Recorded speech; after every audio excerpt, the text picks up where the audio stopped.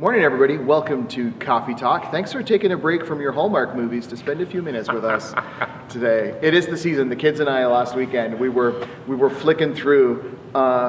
We have a couple different streaming services, and we're flicking through trying to find a movie to watch. And it's like I'm reading the descriptions, and I'm like, is there a difference between all these movies? It's the same thing, it's right? the same actor. Yeah. And sometimes they mixed up the actresses. Yeah. Yeah, there's only about 3 guys, but there's about a dozen different ladies throughout the whole universe, and so we're flicking through, and I'm like, it's kind of the same thing. It's kind of the same thing. So anyways, it's so great to spend time with you. Of course, we love it when it's face to face, like we had soup last Sunday. Yeah. That was wonderful. Yeah. Getting to just sit down and chat with people. But you know what? We'll take this if. Yeah, and like you say Hallmark, and people are telling me Christmas already? Are you kidding me? It's November. No, Christmas starts a different time for many people. Day after Easter. Christmas starts when we finish our shoe boxes. Mm-hmm. I think that's a good time. That's a great way to time it. Yeah. I think that works. Because you can't go by the Costco calendar or it's August. Yeah. Anyways. You'll miss everything. You'll miss everything. Well, again, welcome to Coffee Talk. And as we do, we look back. We've finished Daniel. Yay! We have run the race. It was not easy. It was not easy. It was fantastic, but it was not easy. It's probably harder on Jeff. I mean, yeah, that's true. He's trying to present what is very similar material as Daniel goes vision after vision. But that's life in general. I think it was, I'm trying to remember, oh boy, this is Eugene Peterson. I think it was his son. Yeah. Who described his dad's life as saying the greatest, I'm paraphrasing because I'm messing up the quote, right? But he talked about his dad's life in essence, like he managed to fool everybody because into thinking he was this great speaker when he really just had the same sermon week after week. Yeah. Right? It is always Jesus, and in many ways, you'll note that we look back at Jesus every time. But Jeff said some things that we thought are worth kind of going a little deeper in. Yeah. Because he concluded Daniel, as Daniel does, with kind of this once repeated, because it said twice, call to Daniel, just get to work. Yeah. As you were. As you were. Not saying that Daniel was daydreaming at work, but just to say, like, Daniel, you don't get lost in these visions. Don't get, sidetracked. Just get back to work. And sometimes I think we hear work in the context of faith, and we get confused and think, oh, now we have, like, this long to-do list of things. And we use that in such a way to distract us from, we're also called to be certain things. And I think there's a tension there that maybe is worth just kind of exploring a little bit and reflecting on. Not only that, but just even like a show of hands, how easily distracted were we in the second half of Daniel? Like, as of individuals, I feel like many of you are putting up your hands because we don't read prophecy for fun very often, first of all. Secondly, it's very image focused, like there's lots of stuff going on. And so like I found myself often like distracted by, I wonder what the beast actually looked like and what that particular horn, what color was the horn, right? Like that's not the point.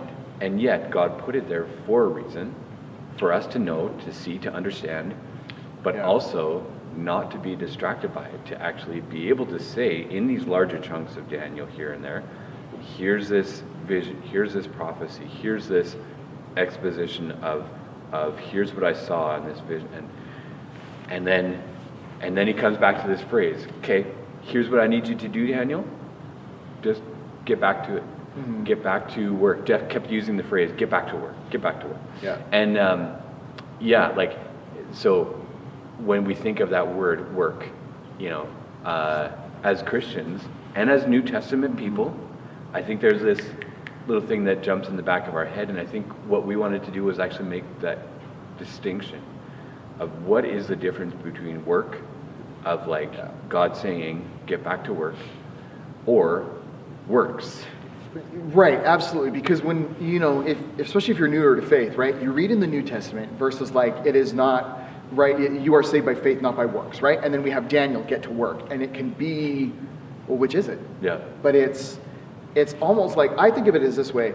We are saved by the work of God. Yeah. And part of that great saving thing is an invitation to join him in what he is doing. Yeah. Which leads us then asking, well, what is our role in that? Yeah.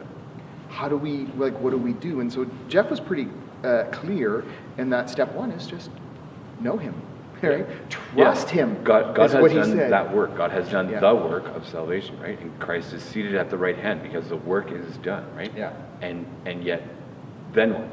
Yeah. So trust. Trust, right? Okay. Both of us are like, Yeah. 'Cause- Okay. Yeah, right. So all right. mentally, because I have a son who is eagerly anticipating ice fishing season. And last night, and because we live so close to Shannon Lake, it's great. He loves to go fishing on Shannon Lake. And right now, of course, you just stand on the dock and whatever, and we'll like drop him off or walk up with him. And sometimes I'll hang out and I'll fish with him for a while. Sometimes, there's life things going on, and I just don't have this. But I'm like, oh man, pretty soon we're gonna, and that always makes me nervous. That the first few times of the season, I'm always like, okay, other people, that guy's kind of big, he's probably fine. All right, I can walk on the ice too. But you always wonder. I have been on ice before where it starts creaking and cracking, and it's like, do I trust this? Yeah. Do I? Thankfully, he's a skinny light kid, Yeah. so it's probably. But there's that. Like, what? Okay, so we trust Jesus. So what? Like, is life just one big frozen pond that Yeah. may or may not support me? Right. Is that what God is like? Well, I think we can have a lot more trust in him. I know we can have a lot more trust in him Yeah. than a bunch of ice that may or may not. But how do we make that tangible and rooted in what that trust looks like? Yeah, and I think that's also why the first half of Daniel is so enjoyable, because we are reminded he stuck to his intuition of, you know what, that's fantastic, I'm going to go pray about that. Okay, Right. There's this issue going on. Okay, I'm going to trust in the way that I was brought up in the house of my fathers, who taught me well the scriptures and how to trust God and obey God. And like it always came back to kind of some foundational things of, I think I'd rather simplify. I'd rather go back to some basics of eating vegetables, trusting God's word rather than some of the things that were presented to him. And man, the grace, the simple grace that was given, even as I think of Daniel had the opportunity in chapter 4, where that king was kind of going mad, or was about to go mad, and Daniel had the opportunity to actually speak some love and truth to him, to trust God in that. Like that might have been a really complicated thing, but yet I think the simple trust in God gave him those words at that particular time. I think it was just, it comes back to some more basics and foundational simplicity disciplines that we do see in Daniel throughout the book, that kind of, when it got then to the second half of like these massive visions that he kind of took in right here in 10, 11, 12, where he took it in, even to the point where like, I have to fast and pray about this because I don't like, I'm just in awe of this, right? And so going back to the simple basics of, I need to seek God's face for this, right? Well, and how great it is that you brought it back to the beginning, the first half of Daniel, because as a reader in today, not as Daniel, but as a reader today, we, in the last half, we're confronted with, okay, how am I going to trust God? Yeah. That sounds scary. How do I trust? That sounds like the waiting period that Daniel went through for, right, receiving the answer to his prayers. Yeah. When we're in those times, how do we trust? Well, there's the first half of Daniel. Here's people who faced harder things than me, and they still found a way to trust God, and we can kind of be inspired by that. We can see, like you said, it's, what do we do when we're having to trust? We pray. We seek spiritual practices that bring us closer to God. For Daniel, it was fasting. That's great. There's more to it we could add. And so the first half prepares us, I think, great for the second half. And that's a pretty good summation of it. We are people who, like Daniel, need to focus.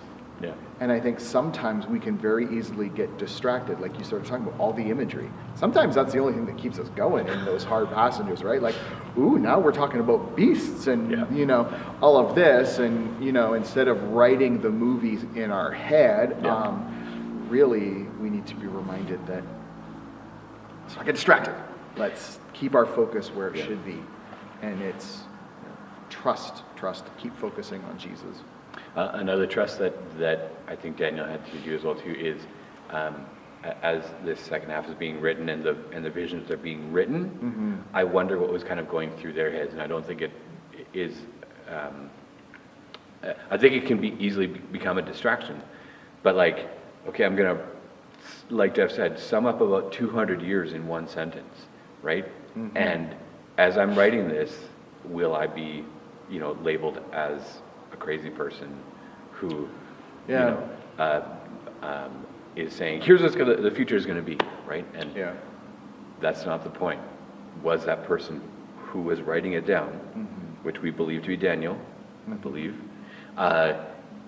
were they just being faithful to God in that moment, right? These small continued steps and not being distracted by, Well, I think one of the things Jeff pointed out is Daniel uses some writing features similar to Amos, and so I think that for the first readers, they probably would have understood that. Oh, okay, so you had some bad vegetables that night, and now you had a crazy dream.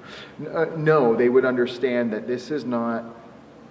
It's a message of future, but it's also now, and there's hope in here, and I think they would have had a better handle on what to do with it because they were not as removed as we are, culturally, historically, there's so much that we are at a disadvantage of in understanding that. And sometimes, and I think it's a very natural tendency, we then think, I need to understand everything, and it's like, well, hold on. I love that Jeff just kept bringing us back to the big picture through Daniel. What's the big picture here? And he said it pretty clearly. Your trust should not be in government, and I think he could have added dozens of other things to that list. He really shortened it. Your trust needs to be in God. And so that's what we want to be focusing on this week. And just as a little future look at the upcoming week, Jeff is away this week. So, as you keep saying, get to work, I wonder how many times Jeff is going to be hearing that from Cheryl as he tries to finish the trim and other things around his life.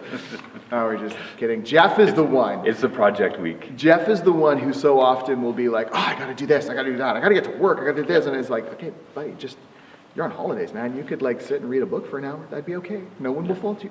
But anyways, Jeff, if you ever are watching this, we hope you're enjoying your holiday. And we hope it's a blessed mix of work and rest and recreation, which we all need from time to time. So I'll be speaking this week, and we are done with Daniel. Spoilers. But I think there's more in this area of what does it mean for us as followers of Jesus to get to work. And so as you can anticipate that a little bit, we'll be talking about that. It's not Advent yet, but it is very soon. Which is partly why this room. It's on the Advent Eve. We're Advent Eve. I like that. That's a good season. We got a lot going on in this very space. If my voice sounds rough, it's because Tuesday night we had 126 people in here, and we were having some fun with the youth of West Kelowna and the youth leaders. And my voice is a little strange this morning from just singing and shouting and in a good way and just having fun. And so it was so beautifully noisy. To hear the person next to you, not during the music, actually just during some of the activities of that, and that I really enjoyed as well too. I got a chance just to kind of be a fly on the wall for that experience. So thank you for that experience. I do feel like there was a few grade 6s who showed up who were kind of don't know about this. But it was really fun kind of standing back and watching them get involved. And even if they had to stand on chairs to see over these like giant grade 11 and 12s, it was a great night. And I'm really glad we had the opportunity to be a part of it. But that's not the end of the work going on. No. So I was going to say, like if our theme is get back to work, like already in Chris's mind, we're like, okay, we need to wrap this video and get back to work now. Because we have this going on, and I'm leading seniors because Jeff is away, and so like there's lots of stuff going on. And one of those amazing things happening this Friday. Yeah. So some of those grade 6s who were Tuesday night the smallest get to be the biggest on Friday, as they will then have grade 3s trying to peer around them. No, we are having an event at 6:30 for those who are grade 3 through grade 6. Opportunity to build community, build connection. It's also a bit of a fun way for those grade 6s to kind of deepen a relationship with those who are in youth groups, so that when they join the youth group in the summer, there'll hopefully be some familiar faces. It's not a hopeful thing. There will be some familiar faces, and they'll already kind of have a sense of what the ministry life of Lakeview is like. And in the meantime, we just get to have some fun, and we get to share Jesus and some good laughs with the kids. So we're looking forward to that. 6:30 right here, Friday night. Just show up. Yeah. And then this coming Sunday is the last day that you can buy the women's banquet tickets. Right. So be aware of that. So if you haven't got yours yet, get on it. Get to work. It's a great group already signed up. Yeah, it's coming along nicely. There's still more room, but it's not a lot, right? It's shortening. Get those tickets right away. Yeah, and then a week later, after the ladies' banquet. So it's this Sunday's ticket sales start. The banquet's the following Friday. The following Friday, on the 5th of February. The 5th of December. I'm like, February. No. The 5th of February. No, we're not there yet. The 5th of December. Light Up! Brown Road. We would love some more people to come by to sign up and be part of our tent. Doing they're not quite the same ornaments. We're switching things up a little bit. We've got this kind of neat tea light candle idea. LED tea lights. Let's be clear, we're not lighting anything on fire on the road. And so we just want some people to interact with the community, to help sharpen a pencil crayon if needed, hand out supplies. Yeah. More than anything, just be a warm, cheery face, just to let people know, as a church, like Lakeview loves you, and we want to celebrate Christmas with you. And so here's a little joy on a paper that will be an ornament. And we want to just share with our community in that. So please see me if you are available on Friday, the 5th of December, for like a 1.5 hour shift at our tent. It'd be great to have a few of you there. Yeah. So lots going on. So we encourage you to get to work, and pray for us as we get to work. Going into this Christmas season, but excited to join with all of you as well too. So, so many good things. You're going to be hearing about Gifts of Hope coming up, and all of that as this space goes from, it's kind of like, how in Vancouver they used to have the Grizzlies and the Canucks all share an arena, and like you'd go like wood floor down, wood floor up, so it's ice, and then wood floor down, and you just go back. That's kind of what we're going to be doing in this room for the next few weeks, and it is awesome. Please don't hear complaining. We are so excited. I'm so excited the ways this space gets to serve our community and gets to be a place where we share Jesus over and over and over again. So if you want to know about how you can join us in that work, reach out, and we'd love to talk with you more about lots of the things going on. Otherwise, we'll just see you Sunday, where we get to see your face and we get to worship together, and in many other ways. We'll connect again real soon.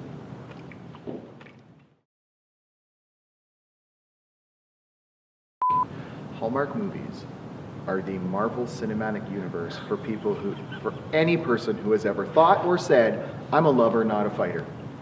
And I think that's their thing. That's a good thing. I think so. I think maybe that's not so unpopular opinion. We just haven't really clearly articulated it yet.